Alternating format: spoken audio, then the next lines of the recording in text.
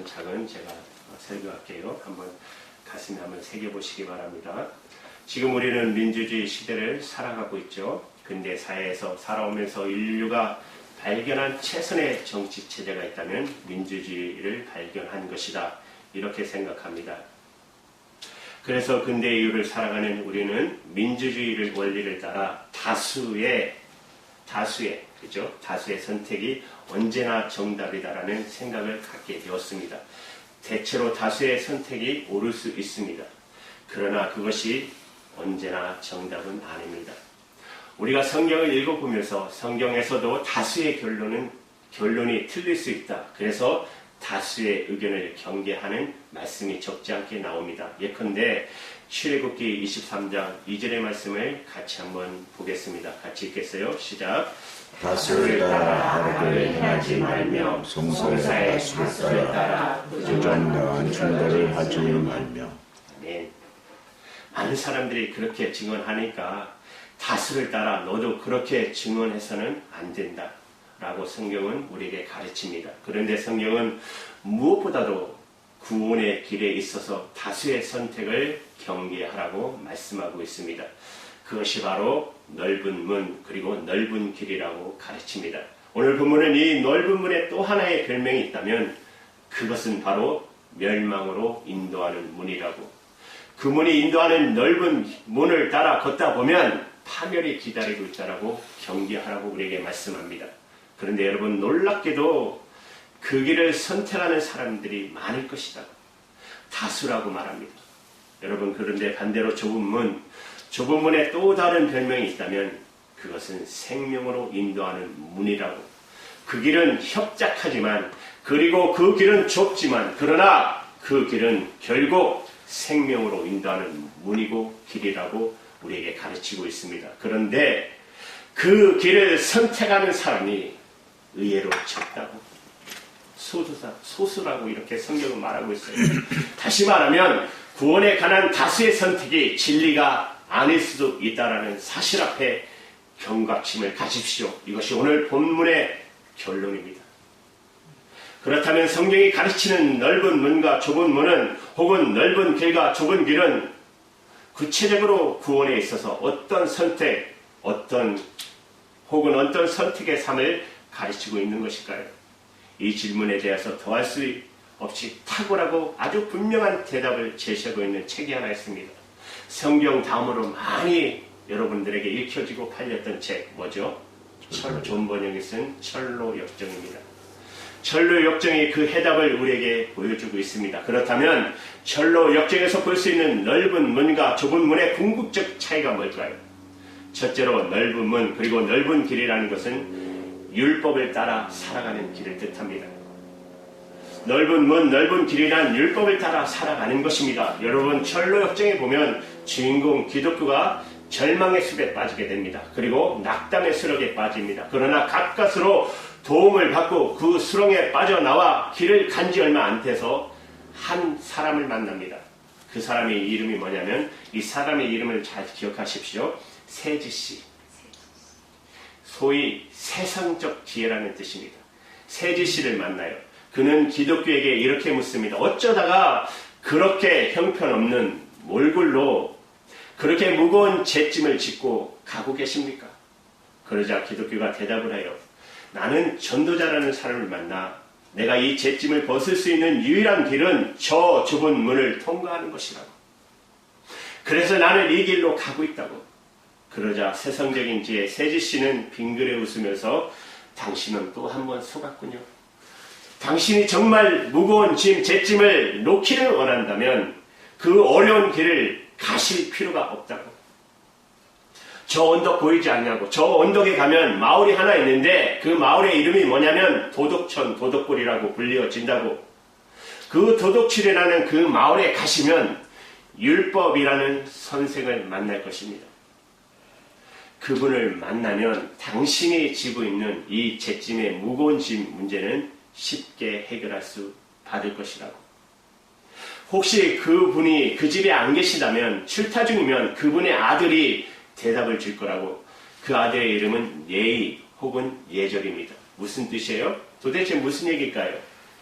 이것은 세속적 지혜, 세상적인 지혜가 안내하는 구원의 길을 총체적으로 말하고 있는 것입니다. 그냥 구원을 받으려면 어떻게 해야 하는가? 세상 사람들이 보통 생각하는 구원의 길이 뭐겠어요? 세상에서 법 잘 지키고 예의 바르게 예절 있게 살면 구원을 얻는다. 실제로 오늘날 이 땅에 살고 있는 대부분의 사람들이 그렇게 생각하고 있지 않습니까? 복음을 전하며 대화를 하다 보면 법 지키고 양심을 따라 살고 예절 있게 살면 구원받지 않겠습니까? 이것이 이 땅에 살고 있는 대부분의 사람들의 견해가 아닐까요? 그런데 성경은 그것이 바로 넓은 문이라고, 그것이 바로 넓은 길이라고, 그것이 바로 멸망으로 인도하는 길이라고 말하고 있어요. 이제 크리스찬이 기독교가 세지식의 인도를 받고 그 언덕, 도덕골로 언덕을 오르게 됩니다. 그런데 갑자기 전 언덕 위에 있는 그 산이 하나 있는데 거기서 내성과 번개가 치기 시작합니다. 불길이 솟아오르기 시작합니다. 그러자 갑자기 기독교는 깊은 공포에 사로잡힙니다. 그러자 그가 가지고 있던 채짐은 더 무거워지고 그는 식은땀을 흘리고 어쩔 줄 모르게 됩니다. 바로 도덕골 위에 있던 그 산이 바로 시내산이에요. 여러분, 시내산이 어디죠? 모세가 율법 10계명을 받은 산. 여러분, 율법의 본질이 뭐죠? 율법의 본질은, 율법은 하라, 하지 말아라. 그 계명으로 이루어진 것이 바로 율법이 아니겠습니까? 우리가 생각하는 구원이 뭐예요? 하나님이 하라는 거 하고 하지 말라는 거 않고 그래서 하나님께 합격하면 구원받은 것이다. 이것을 또 다르게 사람들은 보통 어떻게 설명합니까? 나는 예수 믿지 않지만 양심대로 착하게 살려고 애를 씁니다. 그런데 여러분, 성경은 양심이 또한 율법이라고 우리에게 가르칩니다. 그래서 로마서에 보시면 양심이 우리를 계속해서 찌르잖아요. 양심이 찌른다고, 우리를 송사한다고, 고발한다고. 양심은 하지 마라, 하지 마라. 해도 돼, 안 돼. 양심도 하나의 율법이에요. 양심대로 살면 구원을 받을까요? 그런데 더 깊이 한번 여러분 생각해 보십시오. 그렇게 양심껏 사는 사람에게 다시 한번 반문해 보십시오. 정말 양심대로 살았는지 한번 해보실래요? 양심대로 사셨어요? 그렇지 못했다면 어떻게 될까요? 양심껏 살지 못했다면 그 양심에 의해서 정죄의 받음을 피할 수가 없는 것입니다. 다시 전력정에서 기독교가 놀랍게도 공포를 흘리며 땀을 흘리며 시내산 아래서 어쩔 줄 몰라 하고 있었을 때 다시 전도자가 등장합니다. 그리고 크리스찬에게 길을 안내하면서 왜 내가 가라는 좁은 길, 그 길로 가지 않았느냐고, 왜 좁은 길을 벗어났냐고 기독교가 대답합니다. 나는 저기 가서 율법을 만나면 내 등의 죄짐이 해결될 거라고 세지식에게 말을 듣고 생각했다고. 그러자 전도자가 한 말씀을 기독교에게 보여줍니다. 그것이 바로 갈라디아서 3장 10절의 말씀입니다. 우리 같이 읽을게요. 시작. 무릇 율법 행위에 속한 자들은 저주 아래 있나니 기록된 바 누구든지 율법책에 기록된 대로 공과를 상상하지 아니하는 자는 저주 아래 있는 자와 되었습니다. 나는 율법대로 살겠습니다 라면 여러분 좋은 소리 같죠? 성경은 분명히 말하기를 그것이 저주의 길이에요. 왜 그렇습니까? 이 말씀을 다시 보시면 중요한 두 가지 단어가 있어요. 율법책에 기록된 대로 모든 일을 항상 행하지 아니하면 저주 아래 있다. 여러분, 율법은 우리의 최선을 요구하지 않아요. 율법은 모든 것을 지킬 것을 요구하고 있어요.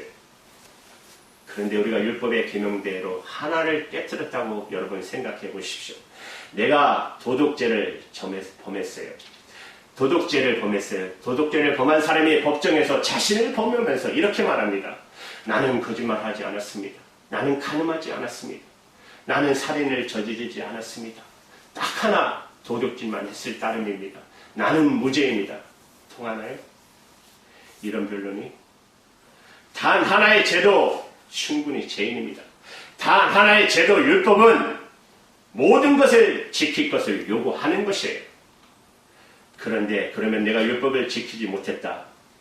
나는 율법을 지켜야 할 자가 아니라 율법을 깨트리는 사람이라는 것이에요.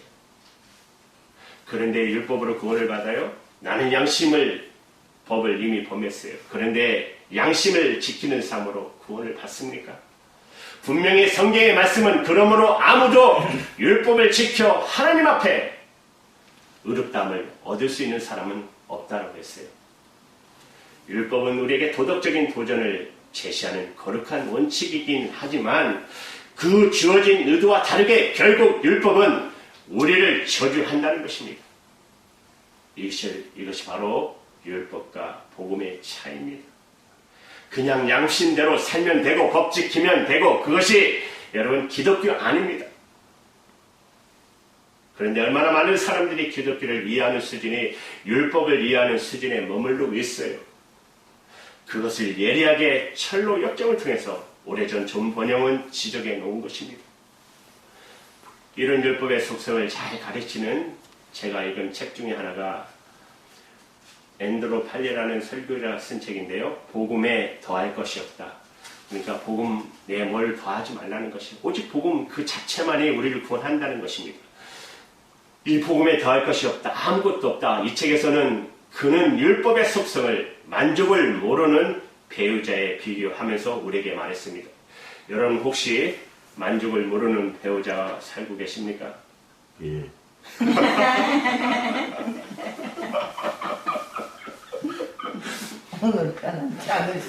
나 말고. 그는 이런 예를 들었어요. 그 책에 나오는 내용 중에 데이비드와 셀리는 9년차 되는 부부라는데 그런데 데이비드는 셀리라는 자기 아내를 만나는 순간부터 이 사람이 어떻게 이렇게 완벽할 수 있을까? 나는 완벽한 아내를 만났다. 결혼하고 직후에 얼마나 이 완벽한 아내를 만난 항울감에 살아갔어요. 내가 정말 완벽한 아내를 만났구나. 그런데 조금 세월이 지나가면서 완벽주의자 아내는 자기 남편의 안에 있는 고쳐야 할 결점을 발견해 나가면서 고쳐야 할 리스트를 만들기 시작합니다. 그리고 그를 변화시킬 완벽한 플랜 계획을 세웁니다. 그리고 날마다 그가 행할 행동 지침을 내립니다. 그럼에도 불구하고 그가 변화의 조짐을 보이지 않자 마침내 경고를 합니다. 이러면 결국 나는 당신과 이혼할 수밖에 없습니다. 데이비드는 일단 아내를 사랑했기 때문에 그 남편을 최선을 다하려고 애를 썼습니다. 아내의 요구는 끊임이 없었어요. 왜 당신 이렇게밖에 못해? 당신 수입 이거로서 우리가 어떻게 생각하는 이상적인 삶을 살 수 있어? 다른 남자들을 보라고. 얼마나 뚜렷한 목적을 정하고 거기에 도달하는 삶을 살고 있느냐고. 우리는 언제까지 이런 불안한 삶을 살겠느냐고. 데이비드는 아내를 만족시키기 위해서 여러 가지 노력을 다 합니다. 이 데이비드는 원래 건설공사 현장 감독이었는데 아내 만족을 시키기 위해서 주말에는 차를 파는 세일즈맨을 하게 됩니다. 그렇지만 그것으로도 아내의 끝을 모르는 계속적인 요구를 만족시킬 수가 없었어요. 그녀 앞에만 서면 언제나 중력이 들었고 그리고 언제나 아내의 기준에 미칠 수 없다는 죄책감으로 그를 사로잡았습니다. 그런데 어느 날 나는 더 이상 수준 이하의 당신과는 살 수 없다. 아내는 이혼장을 내밀었습니다. 여러분 앤드로 팔리는 이 이야기를 하면서 그는 율법에 속한 사람의 인생이 그와 같다. 얼마나 숨막혀요. 그와 같다. 이런 비유로 우리에게 설명하고 있어요. 언제 이혼 당할 줄 모르는 불안한 두려움 그리고 표준에 미치지 못하는 내 삶에 대한 죄책감과 자괴감.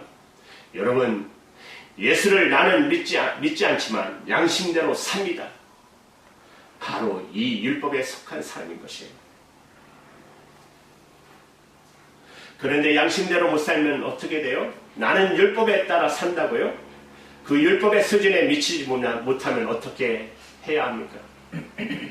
결국 율법에 미치지 못하면 양심의 요구대로 살지 못한 내 인생의 구원은 어디에 있을까요? 이것이 바로 율법 혹은 양심 혹은 예제를 따라 거기에 구원을 추구하는 사람들의 모습이라는 것입니다. 그래서 이 전류 역정에서 세속적 지혜, 이 세제시는 결국 이런 라이프 스타일은 우리를 멸망으로 인도할 수밖에 없다고. 그것이 바로 넓은 문이고 넓은 길이라고. 많은 사람들이 그 길을 가고 있지만 그 길이 정답이 아니라고 우리에게 말하고 있는 것입니다. 얼마나 탁월한 설명이에요. 그러나 이제 정답이 있습니다. 바로 좁은 문, 좁은 길. 이것은 율법을 따라 사는 길이 아닙니다. 좁은 문, 좁은 길은 바로 믿음을 따라 살아가는 길입니다. 믿음을 따라 살아가는 길, 여러분 전류역정에 보시면 세제시를 만나고 기독교가 미혹의 길을 당하면서 얼마나 고통을 당합니까? 그 기독교가 다시 한번 정신을 차릴 수 있었던 것은 그 길에 전도자가 출연했다는 것입니다. 내 길을 안내하는 전도자가 있다는 거 얼마나 큰 도움인지 몰라요.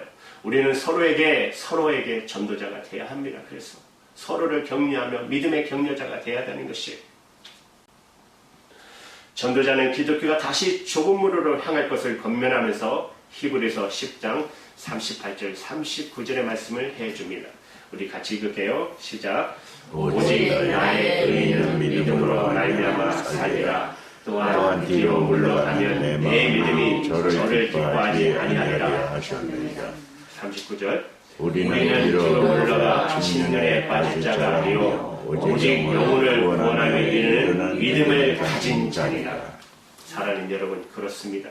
구원은 율법을 지키는 우리의 행함에 근거한 것이 아니라 하나님께서 선물로 주신 구원, 그 은혜를 받아들이는 믿음에 의해서 구원은 비로소 이루어진다는 사실입니다. 사랑하는 여러분, 좁은 문, 좁은 길은 이렇게 하나님의 선물로 우리에게 제시하는 놀라운 구원의 길임에도 불구하고 이상하게도 많은 사람은 이 문을 놓고 하지 않는다는 것입니다. 이 길을 걷지 않는다는 것입니다. 그래서 좁은 문이고 좁은 길이라는 것이에요. 그러나 전류역정의 기독교는 전도자의 도움을 받고 격려를 받으면서 다시 좁은 문을 향해서 길을 갑니다. 얼마나 그렇습니까? 마침내 기독교는 좁은 문에 도달하게 됩니다. 그때 좁은 문에 마태복음 7장 7절의 말씀이 쓰여 있습니다. 구하라 그러면 너에게 주실 것이요 찾으라 그러면 찾을 것이요 문을 두드리라 그러면 너에게 열릴 것이니. 그래서 문을 두드렸어요. 두드렸더니 문이 열렸어요. 여러분, 문을 두드리는 것은 행함이라고 할 수 없어요. 또 이거 가지고 사람들이 막 그래요. 성경학 막 자유신학자들 이거 행함이 아니냐 두드리는 게. 아니에요. 그것은 하나님의 은혜를 추구하는 하나의 응답에 불과한 것이에요. 문을 두드리는 것. 그것은 하나님의 구원의 선물을 받아들이기 위한 하나의 믿음의 편이에요. 믿음의 방편이라고 할 수 있는 것이에요. 여러분, 에베소서 2장 8절의 말씀 생각나지 않습니까?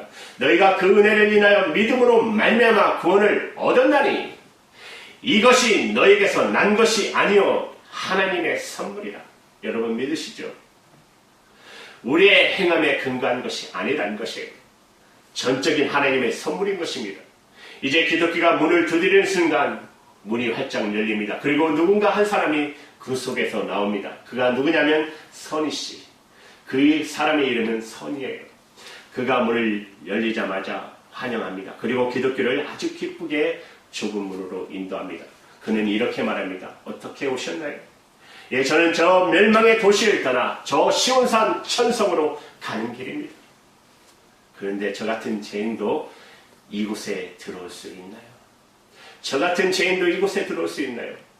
들어올 수 있고 말고요. 바로 당신을 위해서 예비된 문, 당신을 위해서 예비된 길입니다. 선희 씨는 그러면서 좀 더 안으로 더 들어오시라고 그러면서 요한복음 6장 37절의 말씀을 합니다.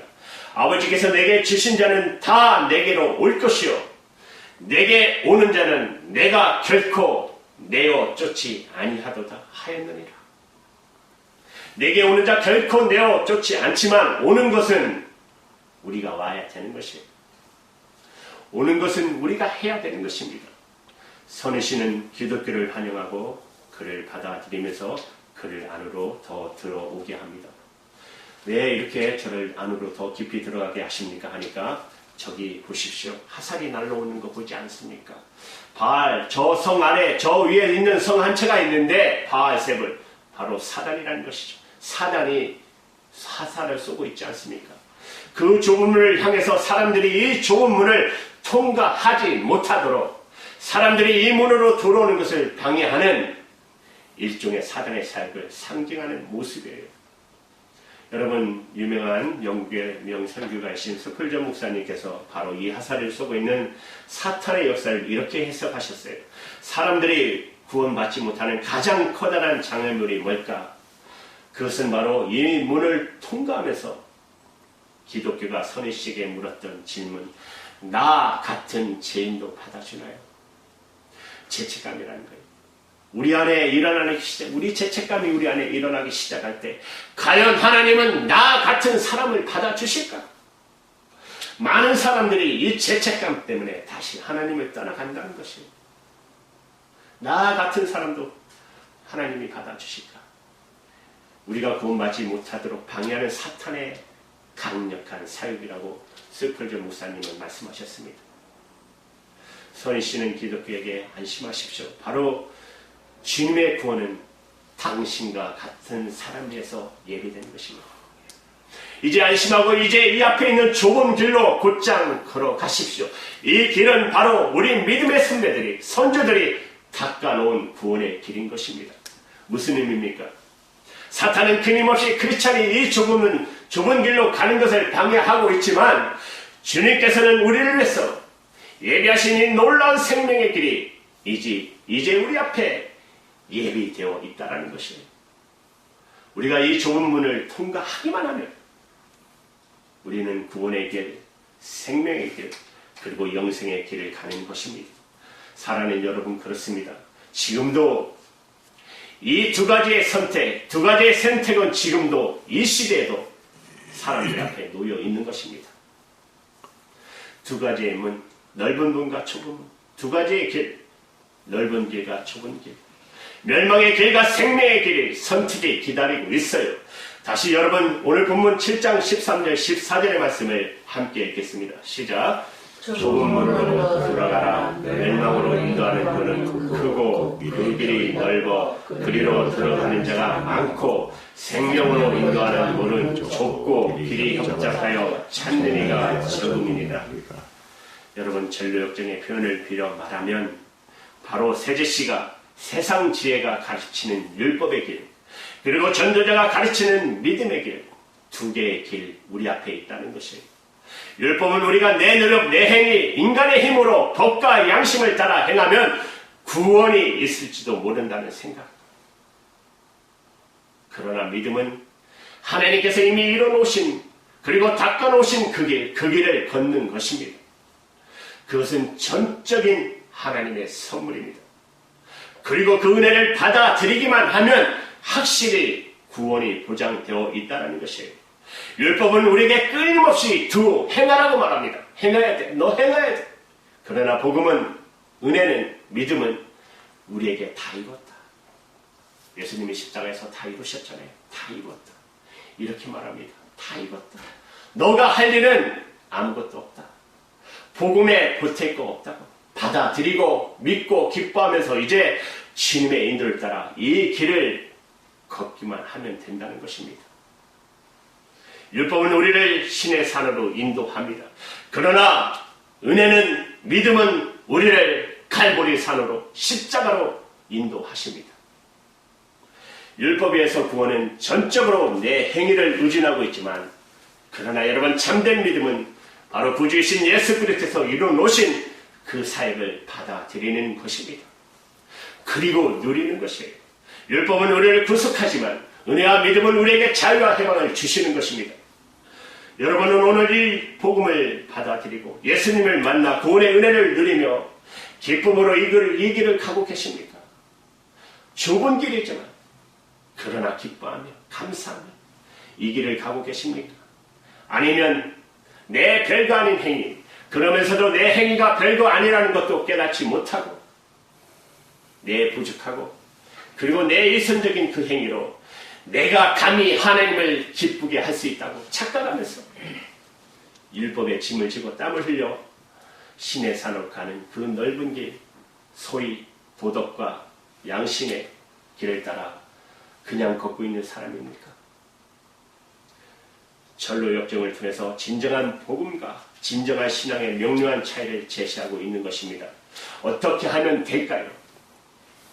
넓은 문 넓은 길에서 이제 돌이키시기 바랍니다. 내가 추구했던 내 자존심, 그러나 그것이 하나님 앞에 얼마나 보잘것이 없는 것이라는 사실 이제는 인정하시기 바랍니다. 그리고 이미 그 법을 깨트리고 하나님에 의해서 정죄될 수밖에 없었던 내 모습을 생각해 보십시오. 율법은 단순히 그냥 법조문으로 우리에게 다가오는 것이 아닙니다. 예수님은 율법을 심화시켜서 더 승화시켜서 잣대를 높여서 우리에게 이렇게 설명하셨습니다. 내가 마음으로 형제를 미워해도 너는 이미 살인자다. 내가 여인을 향해서 음욕을 품어도 너는 이미 가늠한 자다. 예수님 말씀대로 하면 우리 중에 누가 살인죄 아닌 사람 어디 있어요? 우리 중에 누가 가늠죄 아닌 사람 어디 있어요? 우리는 이미 율법을 다 깨트린 사람입니다. 율법의 정죄와 저죄를 우리는 피할 수 없는 사람입니다. 그런데 이런 우리를 위해서 주님께서는 놀라운 용서와 구원의 길을 준비하셨다는 것입니다. 그것은 우리의 공로, 우리의 행함이 아니라 그분의 자비, 그분의 긍휼에 근거한 것입니다. 이제 십자가를 통해서 우리에게 보여주신 그 은혜, 그 긍휼을 의지하고 십자가에서 이뤄놓으신 구원의 선물을 우리는 믿음으로 받기만 하면 되는 것입니다. 여러분, 로마서 10장 9절 10절의 말씀, 약속의 말씀을 함께 읽겠습니다. 시작. 내가 만일 내 입으로 예수로 주로 시인하면 또 하나님께서 그를 죽은 자 가운데서 살리신 것을 내 마음에 믿으면 구원을 얻으리니 사람이 마음으로 믿어 의에 이르고 입으로 신하여 구원에 이르느니라. 아멘. 너무너무 쉬워 믿지 못하게 묻지 못하나요? 너무 심어서 그럴 리가 있나?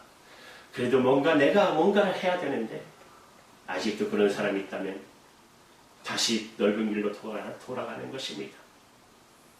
그러나 내 엄청난 행위도 하나님 앞에서는 그것은 엄청난 위선이라는 사실을 깨닫고 철저한 죄인으로 낮아서 내 어떤 행위 속에도 소망이 없음을 깨닫는 그 순간 하나님께서 내게 내려주시는 그 구원의 은혜야말로 얼마나 엄청난 것이며 바로 이 구원을 위해서 예수 그리스도께서 자신의 생명을 버려주셨다는 사실, 얼마나 위대한 은혜를 입은 것입니까? 여러분, 이것이 바로 복음인 것입니다. 이것이 바로 하나님의 은혜의 메시지인 것입니다. 사랑하는 여러분, 이제 보잘것없는 우리의 행위로 구원을 근거로 하는 의존의 삶에서 돌이키십시오.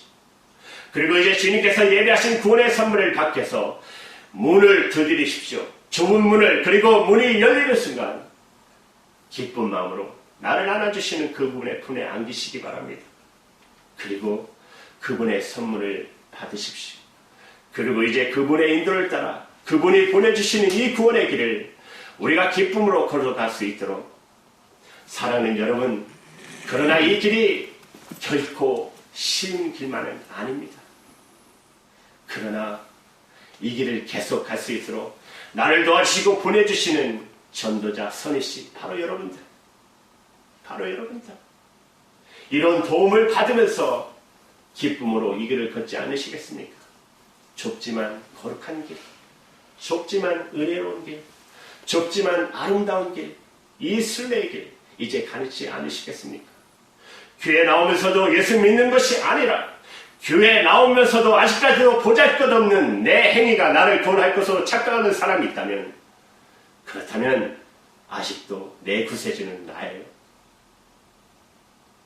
그러나 철저히 자신에 대한 절망에서부터 이제 예수 그리스도에 대한 신뢰, 하나님이 유일한 구원자로 보내주신 그분, 하나님 그분이 내 모든 죄를 짊어지시고 나 대신 저주와 심판을 받으시고, 그리고 장사지 삶 안에 부활하신 바로 그분, 주님이 나의 구원자이심을 믿고 그분을 나의 구세주로 받아들이는 그 순간 내게 임하는 놀라운 선물, 이 구원을 받으셨습니까? 오늘 이 놀라운 선물을 받고 좁은 문을 기쁨으로 통과하며 이 좁은 길의 순례길을 기쁨으로 걷는 저와 여러분 되시기를 주님의 이름으로 축원합니다. 아멘. 한번 고백.